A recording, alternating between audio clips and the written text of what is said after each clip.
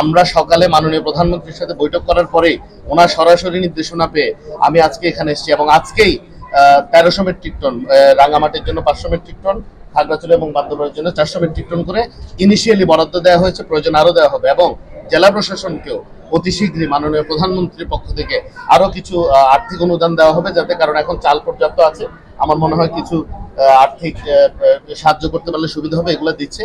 এবং এটা যে স্থায়ী সমাধান, এই জন্য আমাদের সরকার, আমাদের পার্বত্য চট্টগ্রাম বিষয়ক মন্ত্রণালয় ঐকান্তিক প্রচেষ্টায় কাজ করছে।